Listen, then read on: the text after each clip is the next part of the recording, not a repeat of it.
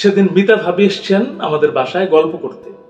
গল্পের ছলে তিনি বলছিলেন, ছোটবেলায় আম্মু রান্নাঘরে অনেকক্ষণ একা থাকলেই ভাঙচুর করত। এটা ছুটতো এদিকে, ওটা ছুটতো ওদিকে।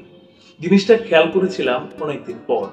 পানির গ্লাস নেওয়ার জন্য রান্নাঘরে গিয়ে দেখি নিচে আম্মু মশলা বাটছে আর উপরে কড়াইতে পেঁয়াজ। আমি বললাম, আম্মু পেঁয়াজ তো পুড়ে যাচ্ছে। আম্মু খেই করে চিল্লান দিয়ে বলল, পুড়তাছে দেখতাছস, নারস না কেন? আমি তড়িঘড়ি চুলার জাল ছোট করে পেঁয়াজ নাড়তে থাকলাম। এরপর আম্মু বলল, এবার আদা বাটা, রসুন এগুলো দিয়ে দে, এবার মরিচ গুঁড়া দে, ধনিয়া দে, এবার অল্প করে পানি দিয়ে কষা। এমন করতে করতে পুরো রান্নাটাই প্রায় শেষ হয়ে গেল।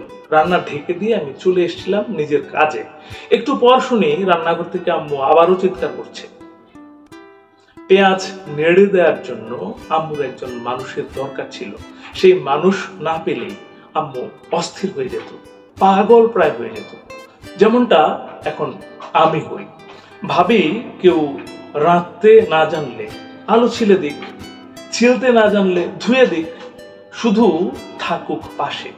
আমি জানি অন্তত আমি একা নই।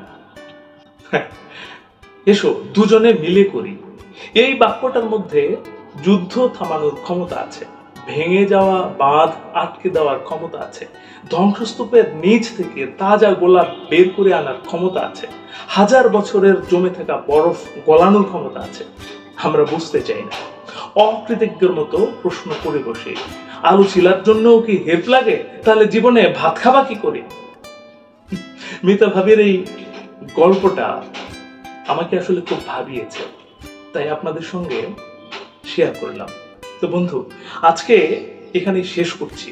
শেষ করার আগে একটা কথা, এই পৃথিবী তাকেই সম্মান দেয় যে ইউনিক কিছু করতে পারে। আপনি ইউনিক কিছু করুন, ভালো শুনুন, ভালো থাকুন। ধন্যবাদ।